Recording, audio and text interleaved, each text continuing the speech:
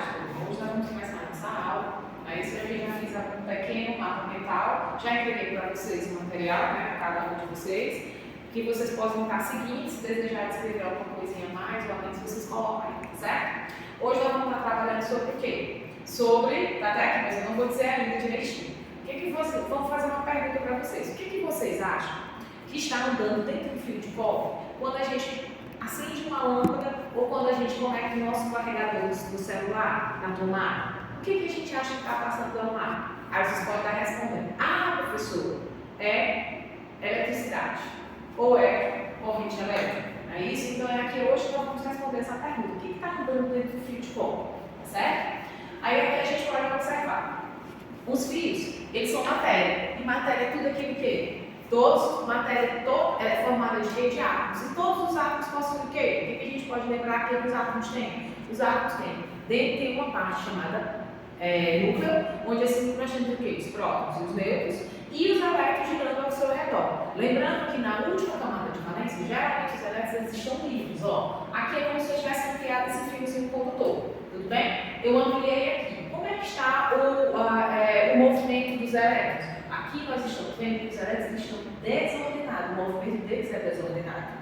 Tá certo? Aí eu posso perguntar: o movimento desordenado deste fio aqui, neste momento, está acontecendo isso. Existe corrente elétrica? Qual seria a resposta de vocês? Não sei, né? Obviamente que não, né?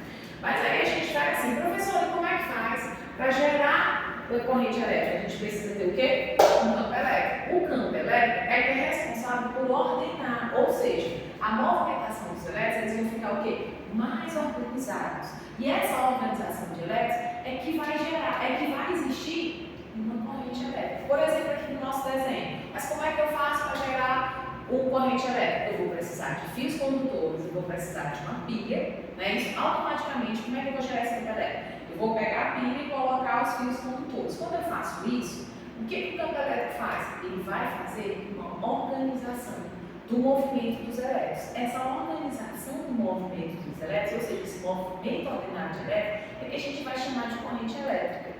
Ah, e o que tem nessa pilha? Ela tem uma diferença de potencial. Tá certo? Essa pilha ela tem uma DDP, uma tensão. E essa a gente chama mais ou menos como voltagem. Essa voltagem é que faz gerar o campo elétrico. A movimentação, ou melhor, essa tensão, a movimentação dos elétrons para que ocorra a corrente elétrica. Tá certo? Vamos fazer um exemplo assim básico? Tem aí coisa de vocês?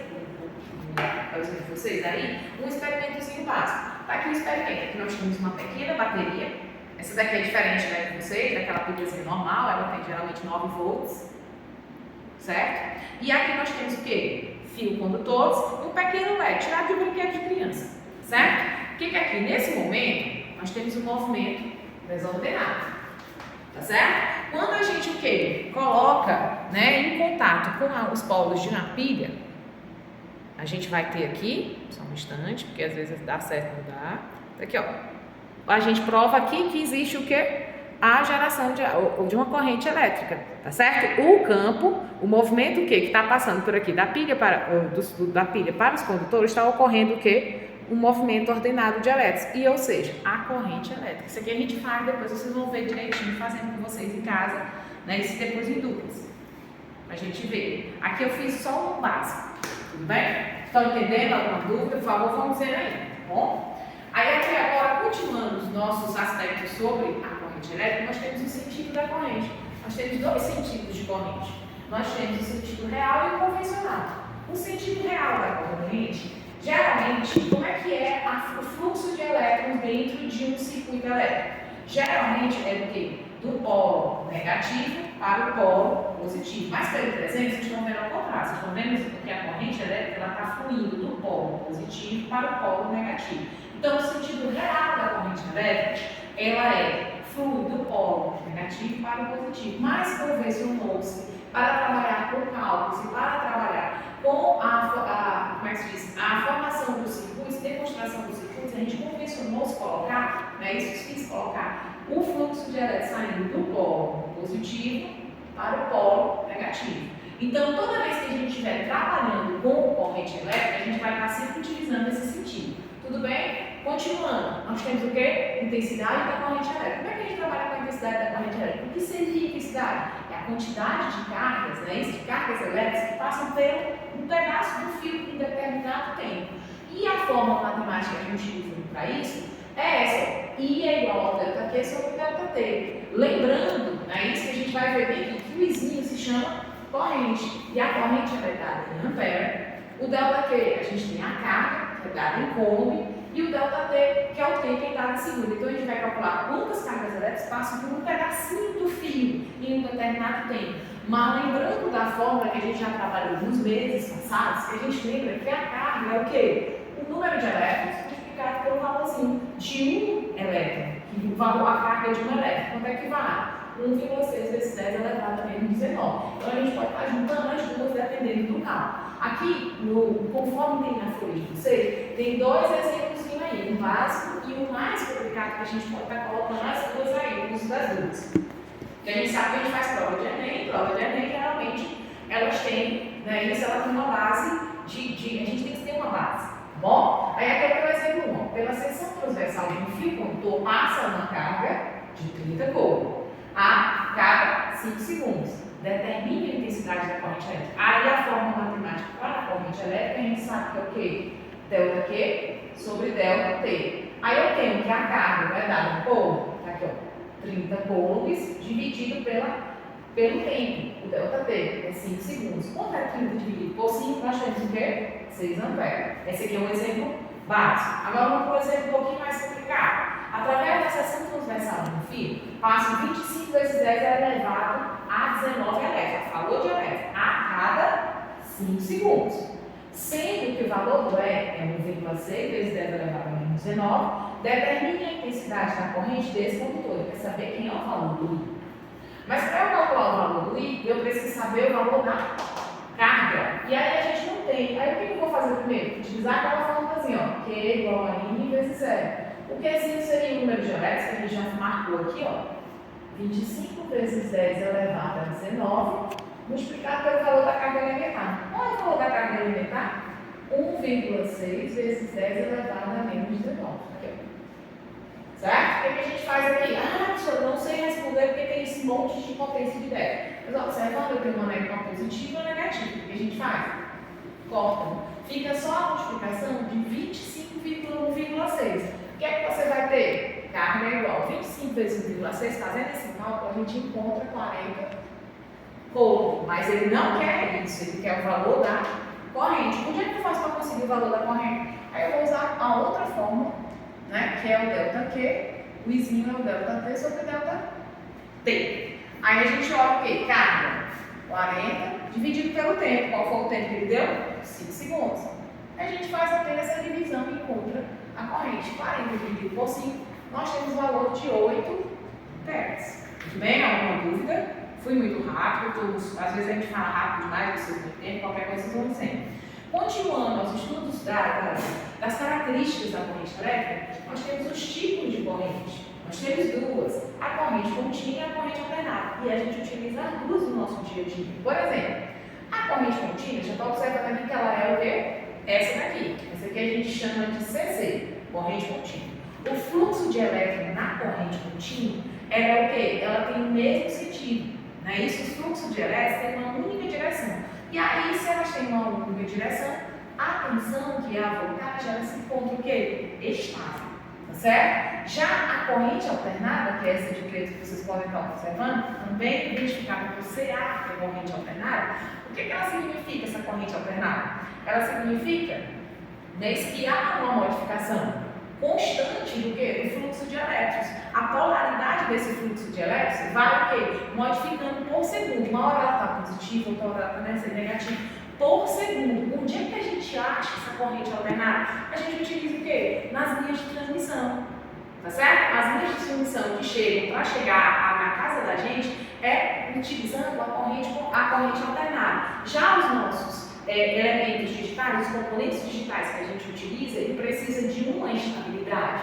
E essa estabilidade é adquirida como? Aí você vai e pensa, professor, mas o meu carregador, o meu computador, minha televisão, ela quer uma corrente contínua, mas quando eu conecto na tomada, eu tenho uma corrente alternada. O que eu devo fazer? Não se preocupe. Todos os carregadores e fontes internas, quando a gente conecta ele ali, ó, quando conecta dentro daquele carregadorzinho, tem uma fontezinha interna que faz essa conversão da alternada para contínua. E a gente pode estar utilizando os nossos aparelhos, ok? Seguindo a sequência, nós vamos ter os efeitos da corrente. Como é esses efeitos da corrente, professor? Existem vários efeitos, ok? Qualquer condutor que passe eletricidade por ele, corrente elétrica, não é isso? Vai ter um efeito. Por exemplo, quando passa o efeito térmico, a gente já sabe, quase todos os condutores que passam corrente elétrica, eles são o quê? Sofrem um aquecimento. Por que será? Porque parte da corrente elétrica parte dessa corrente elétrica é transformada em calor, que é o chamado do efeito, né? Chamado do efeito Joule, tá? Tudo que utiliza corrente elétrica vai sofrer esse efeito, né? Efeito luminoso. Não lembra daquelas lâmpadas fluorescentes que a gente tinha antigamente? E tem os anúncios luminosos que a gente encontra aqui por aí, em alguns lugares. O efeito luminoso é esse. O que acontecia? A corrente elétrica ela passava por esse gás. Geralmente você vê que a fluorescente era grande e ela tinha um gás. Quando passava o gás ou a corrente por esse gás, emitia luz. Então isso aí é a base de quê? De funcionamento dos anúncios que são utilizados hoje, os anúncios luminosos. Tudo bem? Efeito magnético. Toda vez que um condutor é atravessado por uma corrente, ele vai gerar um campo magnético. E esse campo magnético, né, depois a gente vai ver no eletromagnetismo, que ele faz o quê? Ele é a base de funcionamento dos nossos motores, dos nossos transformadores, dos nossos relés das motos, né? Tudo isso é a base de funcionamento, que é o efeito magnético. Efeito químico, né? Lembra da história da cromagem e da aniquilação? O efeito químico da corrente elétrica, tá certo? Como assim, professor? Ó, a pilha, ela tem uma solução eletrolítica, certo? Essa solução que tem aqui, ou melhor, não é uma solução eletrolítica, é uma solução... Ai, meu Deus, esqueci o nome, foi bom.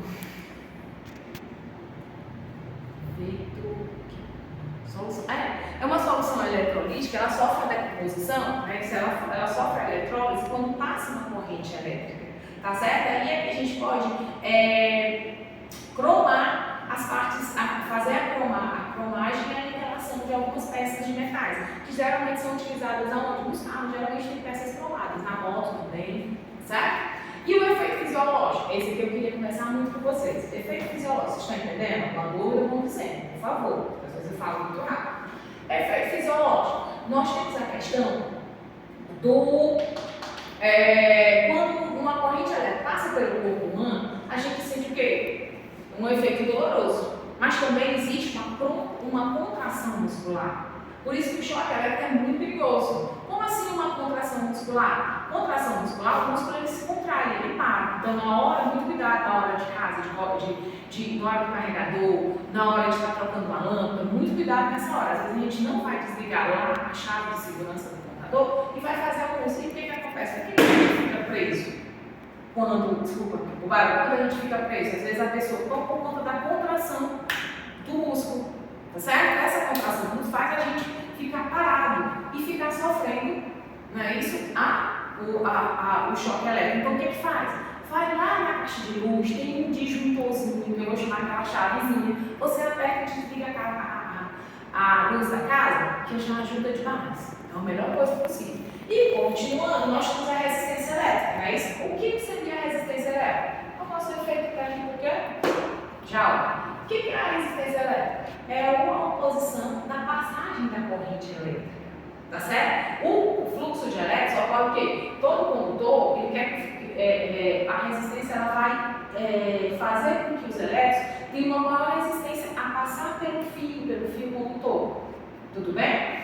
E aí, tem os fatores que influenciam essa resistência. E quando, parte dessa energia, né, voltando aqui, e por isso que eu esqueci de falar para vocês, essa parte da energia que é passada pelo condutor é transformada em quê? Calor, que é o efeito Joule. Então a gente tem tudo que é feito tudo que utiliza-se de corrente elétrica vai estar sofrendo uma resistência elétrica. certo? Porque uma parte é transformada da corrente é transformada em calor. E aí, quais são os fatores que influenciam a resistência? O material que é feito os fios. Geralmente, os fios condutores, tá certo? Os fios condutores são formados de quê?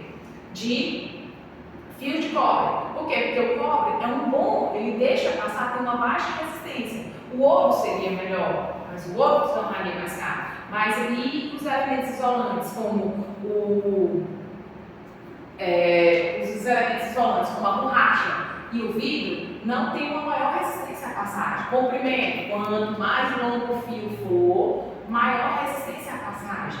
Tá certo? O fluxo não vai bem, tá bom? Espessura, quanto mais fino o fio, né, quanto mais grosso o fio, desculpa, quanto mais grosso o fio, melhor será a passagem de corrente elétrica. Aí a gente tem aquela história que eu tenho um filtro de linha e aqui eu tenho uma extensão. Às vezes a gente compra a extensão por ser mais barata, mas se vocês observarem aqui, ó o comprimento do fio. Geralmente as extensões são enormes e o fio é o quê? A espessura do fio é muito fino. Então ele vai ter uma maior resistência, ele vai ter um maior aquecimento. E aí pode ocorrer o quê? O curto-circuito. E aí você já sabe o que acontece. E aí a gente pega, não compra o mais caro, que é um filtro de linha, mas olha a diferença. A espessura desse fio é diferente, ó. Então, quanto mais grosso for o fio, terá o melhor fluxo de corrente elétrica, a gente não vai perder tanto, não vai ter tanto aquecimento e, de certa forma, ele é mais seguro. Então, o barato aqui sai caro, não é isso? Então, continuando aqui, nós temos ainda que a resistência elétrica, não é isso? Ela tem uma relação matemática entre a tensão, entre com a corrente e a resistência. A resistência, a tensão e a corrente, elas têm um envolvimento matemático, que é essa formulazinha aqui, a primeira lei de Ohm. Resistência é igual a U dividido por I, tá certo? Resistência dada em Ohm, U, que é a voltagem, que a gente chama, a tensão, ou dB, que é dada em volts, e o Izinho da corrente, que é dada em ampere. Bom, aí aqui nós temos alguns exemplos que nós vamos fazer. Você lembra aqui do chuveiro elétrico? É submetido uma dB de quê? 220 volts. Sendo percorrido por uma corrente de 10 amperes. Qual é a sua resistência? A fórmula matemática que trabalha com a resistência eu chamo de RUI. RUI. Certo? Onde eu vou calcular a resistência como? Qual é o valor da voltagem? Que é a dB ou a tensão? 220. Dividido pela corrente que é 10. Corta aqui, 0. Se eu tenho 22 dividido por 1, eu tenho 22. Uou, tá? Desculpa aí eu fazer feinho, né? Mas ferradura é feio. Tá ok? E aí aqui outro exemplo. Deu para entender? Alguma dúvida fala. Exemplo 12. Uma tensão de 12 volts, tensão, é o Uzinho. Aplicada uma resistência de 3 ohm, resistência de 3 ohm, então é o R. 3 ohm. Produzirá uma corrente de quanto? Nós temos a formulazinha aqui junto. Corrente, tensão e resistência. Que é a minha amiga U. O R nós temos o quê? 3. É igual ao valor do U. É 12. Certo? Dividido pela corrente. Como eu quero saber a corrente, eu vou fazer aqui os meios. Pelos extremos, 3 vezes I. Eu vou encontrar 3I. E 12, quando não tem, eu coloco 1. 12 vezes 1 dá 12. E aí eu descubro que a corrente é 12 dividido por 3. E eu vou encontrar que a corrente vale 4 amperes. Certo? Alguma dúvida? E eu só queria resumir a nossa aula de hoje.